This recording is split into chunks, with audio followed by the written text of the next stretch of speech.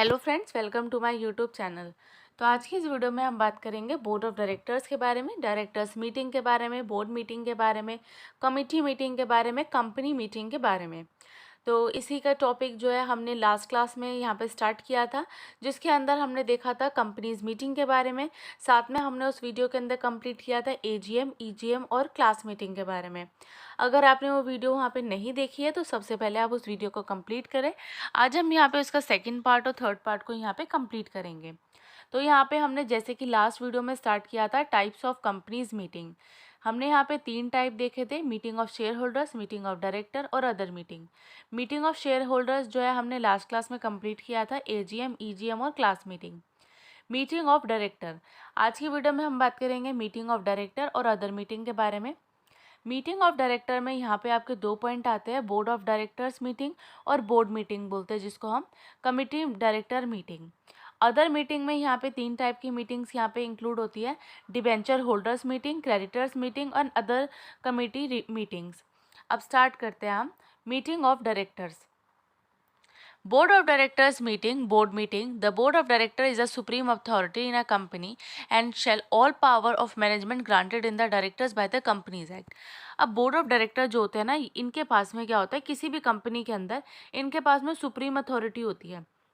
अगर हम किसी भी कंपनी के बारे में बात करें तो जो भी आपके बोर्ड ऑफ डायरेक्टर्स होते हैं उनके पास में बहुत सारी जो है अथॉरिटी वहाँ पे ये अपने पास में रखते हैं। All power of management granted, अब इनके पास में क्या होता है, जो सभी टाइप की पावर होती है ना मैनेजमेंट की, तो वो सारी पावर भी इन्हीं के पास में होती है। और ये सारी जो बातें हैं ना, ये कंपनीज एक्ट 2013 के अंदर भी वहाँ पे मेंशन है। The aim is to ensure that power with vested in the directors should be exercised collectively and every director should have knowledge of the decision taken for the smooth conduct of the business operation. मतलब इसके अंदर इसका M ये बताया जा रहा है कि जो भी आपका जो डायरेक्टर्स है, जितनी भी वो पावर को कैरी कर रहा है और जो भी वो डिसीजंस ले रहा है, तो उसके जो डिसीजंस होते हैं ना, वो कंपनी के अंदर बहुत ही ज़्यादा मायने रखते हैं। अब वो कंपनी में अगर कोई गलत डिसीजन ले लेगा तो उसमें क्या होगा, हमारी कंपनी को लॉस देखने को मिल सकता है। तो इसलिए क्या बोला जाता है कि जो सभी हमारे डायरेक्टर्स होते हैं ना, वहाँ पे जो भी वो डिसीजन ले रहे हैं तो वो इस टाइप का डिसीजन ले जिससे क्या है, हमारा जो बिज़नेस है वो स्मूथ कंडक्ट हो और बिज़नेस का जो हमारा बिज़नेस है वो अच्छे से वहाँ पे ऑपरेट हो सके, बिज़नेस जो है वो अच्छे से वहाँ पे काम कर सके। Chapter 12 section 173 of companies act 2013 deals with the board meeting. अब यहाँ पे ये बात बोली जा रही है, जो आपका चैप्टर 12 और सब सेक्शन यहाँ पे 173 आ रहा है कंपनीज एक्ट का, उसके अंदर यहाँ पे बोर्ड मीटिंग के बारे में बात की जाती है। Board of directors meeting, section 173 of the act deals with the provision of board meeting. अब जो आपका सेक्शन 173 होता है ना, उसके अंदर यहाँ पे प्रोविजन ऑफ बोर्ड मीटिंग के बारे में बताया जाता है, जिसके अंदर यहाँ पे देखने को मिलता है फर्स्ट बोर्ड मीटिंग और सब्सिक्वेंट मीटिंग। तो फर्स्ट बोर्ड मीटिंग के अंदर हम स्टार्ट करते हैं। Every company shell hold the first meeting of board of director with in 30 days of its incorporation. मतलब जब भी आपकी कंपनी को आपने बनाया है, कंपनी इनकॉर्पोरेट हुई है, कंपनी बनी है, तो उसके 30 दिनों के अंदर अंदर यहाँ पे फर्स्ट बोर्ड मीटिंग यहाँ पे कंडक्ट करवाना बहुत ही ज़्यादा मैंडेटरी है। तो सबसे पहला पॉइंट आ जाता है आपका कि सभी टाइप की कंपनीज़ के लिए यहाँ पे फर्स्ट मीटिंग जो है बोर्ड ऑफ डायरेक्टर्स की, वो यहाँ पे इन्हें करवानी है 30 दिनों के अंदर अंदर। और जो जो भी कंपनी है हमारी इनकॉर्पोरेट हो रही है उससे 30 दिन के अंदर अंदर। Subsequent meeting. Every company shall hold a minimum number of 4 meeting of its board of director every year, but the gap between 2 consecutive meeting of the board shall not be more than 120 days. अब इसके अंदर ये बोला जा रहा है कि minimum अगर हम बात करें ना, मिनिमम बीओडी के बारे में, minimum board of directors meeting जो होती है 1 साल के अंदर अगर हम बात करें तो यहाँ पे 4 उन्हें करवानी होती है। अब जो इनका गैप हो रहा है ना, मतलब 2 हमारी जो सब्सिक्वेंट कंजिक्यूटिव मीटिंग है, पहले हमने एक मीटिंग कराई उसके बाद में दूसरी मीटिंग करवा रहे हैं, तो जो इनका फर्स्ट और सेकंड का जो गैप है ना, तो यहाँ पे वो 120 दिन से ज़्यादा का यहाँ पे नहीं होना चाहिए। तो ये आता है इनके गैप के बारे में। इसके बाद में आता है कुछ आपकी एक्सेप्शंस। तो आपकी जितनी भी एक्सेप्शंस है ये सेक्शन नंबर 173 सब सेक्शन 5 के अंदर यहाँ पे मेंशन है। In case of OPC, dormant company, small company, section 8 companies और एनी प्राइवेट कंपनी स्टार्टअप। अब एक्सेप्शंस, मतलब यहाँ पे जो हमने बात की है ना कि बोर्ड ऑफ डायरेक्टर आपको इनकॉर्पोरेशन होने के 30 दिनों के अंदर अंदर बीओडी मीटिंग करवानी पड़ेगी। और दूसरा पॉइंट हमने ये देखा है कि मिनिमम 1 साल के अंदर 4 मीटिंग करवानी है और 2 मीटिंग का जो गैप है 120 दिन से ज़्यादा दिन का नहीं हो सकता। अब एक्सेप्शंस के अंदर ये बताया गया है कि किन टाइप की मीटिंग्स, किन टाइप की कंपनीज़ के लिए ये जो रूल्स है वो यहाँ पे लगते नहीं है। तो फर्स्ट आता है आपका ओपीसी कंपनी, मतलब 1 पर्सन कंपनी हो गई। दूसरा आता है आपका डोरमेंट कंपनी। डोरमेंट कंपनी आपकी वो कंपनीज होती है जो बिल्कुल भी एक्टिव नहीं है, इनएक्टिव कंपनी है, या जिसको हम हिंदी में बोलते हैं बिल्कुल सोई हुई कंपनी है, उसको हम बोलते हैं डोरमेंट कंपनी। तीसरा आता है आपका स्मॉल कंपनी। स्मॉल कंपनी के अंदर क्या होता है, यहाँ पे थोड़े से लोग मतलब कम लोग होते हैं कंपनी के अंदर और वो थोड़ा थोड़ा पैसा लगा के कंपनी को आगे बढ़ाते हैं। सेक्शन 8 ऑफ कंपनी आता है और आती है आपकी प्राइवेट कंपनी। दूसरा पॉइंट आता है at least 1 meeting of the board of director has been conducted in each half of a calendar year and the gap between 2 meetings is not less than 19 days. अब इसके अंदर ये बोल रहा है कि आपको कम से कम एक मीटिंग तो बीओडी की यहाँ पे कंडक्ट करवानी ही पड़ेगी half of the calendar year तक। मतलब जो आपका कैलेंडर है उसके ईच हाफ होता है, जैसे कि आपने पहले वाले 6 मंथ ले लिए और लास्ट वाले 6 मंथ, तो वो आता है आपका हाफ। अब इन दोनों की जो मीटिंग्स है, ये दो जो मीटिंग्स करवा रहे हैं, अब जो उनका गैप है ना वहाँ पे वो 19 डेज से ज़्यादा तक का गैप यहाँ पे हम नहीं लेंगे। OPC with 1 director shall not require to hold single board meeting. अब ओपीसी है जिसके अंदर हमारा 1 डायरेक्टर है, तो यहाँ पे वो होल्ड नहीं कर सकता सिंगल बोर्ड मीटिंग को। इसके बाद में आता है आपका means to attend board meeting. मतलब यहाँ पे कौन कौन पर्सन है जो बोर्ड मीटिंग को यहाँ पे अटेंड करेंगे, उसके बारे में हम बात करते हैं। तो सबसे पहले इसका सेक्शन होता है 173, सब सेक्शन होता है 2। The participation of director in a meeting of the board में बी ईदर इन। अब जो भी लोग पार्टिसिपेशन करते हैं ना बोर्ड मीटिंग के अंदर, तो वो कौन कौन हो सकते हैं। सबसे पहले आएगा आपका पर्सन, मतलब वो पीपल तो होंगे। दूसरा आता है आपका थ्रू वीडियो कॉन्फ्रेंसिंग, मतलब वो इन पर्सन कर सकते हैं मीटिंग को अटेंड, मतलब 1-to-1 कॉन्ट्रैक्ट करके। दूसरा पॉइंट आता है आपका वीडियो कॉन्फ्रेंसिंग के थ्रू, मतलब आजकल ऑनलाइन मोड आ रहा है हमारे, तो वीडियो कॉन्फ्रेंसिंग के थ्रू वहाँ पे वो कनेक्ट कर सकते हैं। तीसरा पॉइंट आता है आपका audio visual means as prescribed under rule 3 of the companies act. इसके अंदर ये बोला जा रहा है जो आपका ऑडियो विजुअल आपका मीडियम है उसके थ्रू वहाँ पे वो कनेक्ट कर सकते हैं। तो ये 3 आ जाते हैं आपका पार्टिसिपेशन ऑफ डायरेक्टर के अंदर पॉइंट। इसके बाद में आता है आपका notice, section 173 subsection 3। At least 7 days notice in writing to all the director at their registered address sent by hand delivery or by the post or by electronic medium।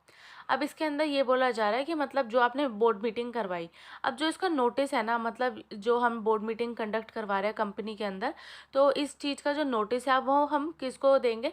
7 दिन का टाइम है हमारे पास, 7 दिन का टाइम है। इसके जो जितने भी आप मेंबर्स को चाहते हो कि ये मीटिंग को अटेंड करें, तो उन मेंबर्स को यहाँ पे 7 डेज़ के अंदर अंदर वो नोटिस जो है वो देकर आना पड़ेगा। और या तो उसकी हैंड डिलीवरी होगी, मतलब थ्रू पोस्ट ऑफिस के थ्रू वहाँ पे भेजा जाएगा, या फिर बाय मेल भेजा जाएगा, या इलेक्ट्रॉनिक मोड के थ्रू भेजा जाएगा, बाय पोस्ट भेजा जाएगा। तो इन सब मीडियम के थ्रू वहाँ पे हम उन लोगों को सेंड करेंगे। यहाँ पे दूसरा पॉइंट आता है शॉर्टर नोटिस। शॉर्टर नोटिस मतलब जो एकदम अचानक से हो गया या जिसका शॉर्ट पीरियड के लिए वहाँ पे मतलब शॉर्ट टाइम के लिए वहाँ पे नोटिस था। Less than 7 days can possible to transact urgent business but at least 1 independent director. मतलब जो शॉर्टर नोटिस वाले हैं आपके, वो क्या होता है इसके अंदर है, जो आप जब भी आपको अर्जेंट बिजनेस वहाँ पे करवाना है, अर्जेंट मीटिंग करवानी है, तो कम से कम वहाँ पर एक इंडिपेंडेंट डायरेक्टर तो वहाँ पे प्रेजेंट होना ही चाहिए। थर्ड पॉइंट आता है आपका penalty for failure to give notice. अगर आपने यहाँ पे जो पेनल्टी क्या भरनी पड़ेगी, अगर आपने यहाँ पे नोटिस नहीं भेजा, अगर आपने डायरेक्टर्स को यहाँ पे नोटिस नहीं भेजा, तो इसके अंदर आपकी आती है 25,000 रुपये की आपको पेनल्टी यहाँ पे पे करनी पड़ेगी in respect of every officer of the company whose duty is to give notice under section 173। मतलब अगर आपने किसी भी डायरेक्टर को यहाँ पे जो नोटिस है वो 7 दिनों के अंदर नहीं दिया, तो उसके अंदर जो पेनल्टी होती है वो 25,000 रुपये की यहाँ पे करनी पड़ेगी। इसके बाद आता है आपका कोरम। कोरम आता है आपका section 174 sub section 1। 1/3 of the total director और 2 director whichever is higher any fractional rounded as 1। अब इसके अंदर बोला जा रहा है कि जितने भी आपके टोटल डायरेक्टर्स हैं ना, अब टोटल डायरेक्टर्स का यहाँ पे 1/3 करना है। या फिर आपका 2 डायरेक्टर्स हो गया। अब टोटल डायरेक्टर जैसे किसी कंपनी की मैक्सिमम लिमिट जो होती है ना वो 15 होती है। अब 15 का अगर हम 1/3 करें तो यहाँ पर आता है 5। अब या तो ये 5 या फिर 2। अब 5 और 2 में से जो भी आपका हायर होगा, अब हायर इस कंडीशन में क्या बन रहा है आपका 5। तो ये 5 जो नंबर ऑफ डायरेक्टर्स है ये प्रेजेंट होने ही चाहिए किसी भी मीटिंग को यहाँ पे वैलिड करने के लिए। अब जैसे 15 तो हमने यहाँ पे एग्जांपल लिया था। अब जैसे किसी कंपनी के अंदर टोटल डायरेक्टर्स है 9, तो 9 का 1/3 करेंगे तो कितना आता है यहाँ पे 3 आएगा। अब 3 और 2 में देखा जाएगा कि इन दोनों में से हायर कौन सा है, तो 3 और 2 में हायर है 3। अब इसके अंदर 3 नंबर ऑफ डायरेक्टर्स यहाँ पे प्रेजेंट होने ही चाहिए अगर आपको मीटिंग को यहाँ पे वैलिड करना है। सेकेंड पॉइंट आता है in case of section 8 of companies 25% of total strength of 8 members whichever is less provided at quorum shall not be less than 2 members. अब इसके अंदर बोल रहे हैं अगर आप सेक्शन 8 के बारे में बात कर रहे हैं तो इसके अंदर ये देखा जाता है 25% ऑफ टोटल स्ट्रेंथ, जितनी भी टोटल स्ट्रेंथ थी। जैसे कि हमने पहले भी एग्जांपल देखा था कि टोटल स्ट्रेंथ हमने 60 यहाँ पे एग्जांपल लिया था लास्ट वीडियो में, तो उसके अंदर यहाँ पे 25% उन टोटल स्ट्रेंथ का करना है या फिर 8 मेंबर्स। अब इन दोनों में से जो भी लेस होगा, अब यहाँ पे अगर हम 60 ले रहे हैं तो 60 का अगर आप 1/4 करेंगे तो 1/4 करते टाइम यहाँ पर आता है 20। तो 20 और 8 के अंदर यहाँ पे अगर हम देखें लेस वाला तो यहाँ पे निकल कर आता है 8। तो 8 मेंबर तो यहाँ पे प्रेजेंट होने ही चाहिए, तो ये आ जाएगा आपका कोरम। इसके बाद में आता है आपका meeting of committee of directors. To facilitate decision making by board small committees may be appointed consisting of a few directors. The article of association usually empower the director to appoint such meetings. अब इसके अंदर क्या बोला जाता है कि जो आपका एओए होता है ना वो यहाँ पे एम्पावर करता है डायरेक्टर्स को कि वो इस टाइप की जो मीटिंग्स है यहाँ पे कंडक्ट करवा सकता है, या फिर जो ये कमिटीज़ है उनको यहाँ पे कंडक्ट करवाता है कौन, आपका जो भी कंपनी का डायरेक्टर होता है। स्टैंडिंग कमेटी, अब यहाँ पे आपकी 2 टाइप की कमेटी देखने को मिलती है। एक आता है आपका स्टैंडिंग कमेटी और दूसरा आता है आपका ad hoc committee. Standing committee, these committee are appointed on a permanent basis and entrusted with work of a routine nature such as transfer of share, raising of finance etc. अब इस type की जो committees होती है ना ये appoint की जाती है परमानेंट बेसिस पे। मतलब यहाँ पे जो कमिटी आप करवा रहे हो परमानेंट बेसिस पे, मतलब आपने जैसे मान लिया कि 1 मंथ के अंदर तो एक मीटिंग तो यहाँ पे होनी चाहिए, एक कमेटी हम यहाँ पे कंडक्ट करवाएंगे, तो ये परमानेंट है, आप इसको चेंज नहीं करोगे। अब जो आपका आता है permanent committee have to meet at regular interval. अब इसके अंदर है कि आप रेगुलर जो आपने इंटरवल डिसाइड किया है उसके अंदर आपको कंडक्ट करवानी ही पड़ेगी। अडॉक कमेटी के अंदर आता है आपका वो committees these are appointed occasionally to deal with the special matters. अब इसके अंदर आपके वो कमिटीज़ आती है, वो मीटिंग्स आती है जो आपके कोई स्पेशल इवेंट हो गई या ये ओकेजनली देखने को मिलता है। मतलब ऐसा नहीं है कि आप रेगुलर इंटरवल पे करवा रहे हो, मतलब जैसे हमने एग्जांपल लिया आप महीने में एक बार तो मीटिंग करवा रहे हो, तो वो आपका एग्जांपल आएगा स्टैंडिंग कमेटी का। बट अगर आप कभी 2 महीने के बीच में एक बार करवा दी या 3 महीने के बीच में एक बार करवा दी तो इसके अंदर कोई रेगुलर इंटरवल नहीं है, ये आ जाएगा आपका एडहॉक कमेटी के अंदर। It may meet at often as necessary, मतलब इस टाइप की जो मीटिंग्स अब जब भी हम बुलाते हैं तो वो तब बुलाई जाती है जब बहुत ही ज़्यादा कंपनी के अंदर ज़रूरत यहाँ पे पड़ती है। इसके बाद आता है आपका अदर मीटिंग। तो सबसे पहला पॉइंट आएगा creditors meeting. The other meeting of a creditors are called when the company propose to make a scheme for arrangement with its creditors. अब क्रेडिटर्स मीटिंग, ये जो आपका अदर मीटिंग है ये आपका थर्ड टॉपिक यहाँ पे स्टार्ट होता है। फर्स्ट पॉइंट आता है क्रेडिटर मीटिंग का। The meeting of a creditor are called when the company propose. अब जो आपकी मीटिंग होती है ना क्रेडिटर्स की वो तब करवाई जाती है जब कंपनी यहाँ पे प्रपोज करती है, मतलब कंपनी यहाँ पे पास करती है to make a scheme for arrangement with its creditor. अब इसके अंदर कंपनी क्रिएट करती है और अरेंज करती है यहाँ पे क्रेडिटर्स के साथ में एक मीटिंग को। मीटिंग्स में B help for a different purpose. अब इस टाइप की जो मीटिंग्स होती है ना वो डिफरेंट डिफरेंट पर्पज़ के लिए यहाँ पे कंडक्ट करवाई जाती है। अब जैसे कि हमने एग्जाम्पल लिया है securing the consent of creditor at the time of winding up. यहाँ पे हमने सिक्योर करा है कंसेंट को डायरेक्टर क्रेडिटर्स की जब भी हमारी कंपनी वाइंड अप हो रही है, मतलब कंपनी को जब यहाँ पे हम बंद कर रहे हैं। दूसरा पॉइंट आ रहा है securing the consent of creditor to any scheme of reorganisation, reconstruction और एमेलगमेशन। इसके अंदर ये देखा जा रहा है कि जब भी हमें इस टाइप की कोई स्कीम्स करवा रहे होते हैं तो इसके अंदर हमें क्रेडिटर्स मीटिंग की यहाँ पे ज़रूरत पड़ती है। तीसरा पॉइंट आता है आपका comprising a dispute matter with creditors. और फिर इसके बाद आता है आपका section 108 of companies act 2013, discuss the holding meeting of creditor. अब सेक्शन 108 के अंदर यहाँ पे मेंशन है कि यहाँ पे जो भी आप मीटिंग करवा रहे हो क्रेडिटर्स की, वो किस तरीके से करवाओगे और उसमें कौन कौन से पर्पस के लिए यहाँ पे मीटिंग्स को बुलाया जाता है। Debenture holder meeting. Meeting of the debenture holder are held according to the condition contain in the debenture trust deed. अब ये जो आपका आता है ना डिबेंचर होल्डर मीटिंग, अब डिबेंचर होल्डर मीटिंग करवाने के लिए आप उस टाइप की मीटिंग्स के अंदर इनको करवाओगे जब आपका डिबेंचर ट्रस्ट डीड के अंदर पहले से ही लिखा हुआ होगा कि आप इस टाइम पे इसको करवा सकते हो। This meeting is between the board of director and the debenture holder. तो इस टाइप की जो मीटिंग्स होती है ना, वो किसके बीच में करवाई जाती है? बोर्ड ऑफ डायरेक्टर BOD के बीच में, और साथ में जो इतने भी आपके डिबेंचर होल्डर्स होते हैं ना, उनके बीच में इस टाइप की मीटिंग्स को करवाया जाता है, जिससे उन लोगों के बीच में यहाँ पे इंटरेक्शन क्रिएट हो। The rules and regulation mentioned in the trust deed are related to the following. अब इसके अंदर कौन से आपके रूल्स रेगुलेशन आते हैं? जैसे कि नोटिस ऑफ मीटिंग आ गया, appointment of chairman of the meeting, passing resolution, quorum of the meeting, writing and signing of minutes of the meeting. तो ये सभी आपके रूल्स रेगुलेशन आते हैं इस ट्रस्ट डीड के अंदर। मीटिंग में be held for a different purpose.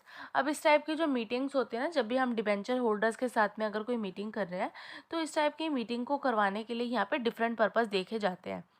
जैसे कि इसका एग्जांपल आता है रिकंस्ट्रक्शन, मतलब जब कंपनी के अंदर हम दोबारा से ही यहाँ पे कर रहे होते हैं, रिकंस्ट्रक्शन कर रहे होते हैं, रीऑर्गेनाइजेशन कर रहे हैं, कंपनी को दोबारा से यहाँ पे कर रहे हैं, बना रहे हैं, एमेलगमेशन हो रहा है, दो कंपनी साथ में जुड़ के एक कंपनी बन रही है, और winding up of the company, मतलब जब हमारी कंपनी यहाँ पे बंद हो रही होती है, तो उन कंडीशंस के अंदर यहाँ पे डिबेंचर होल्डर्स की मीटिंग को यहाँ पे कंडक्ट करवाया जाता है।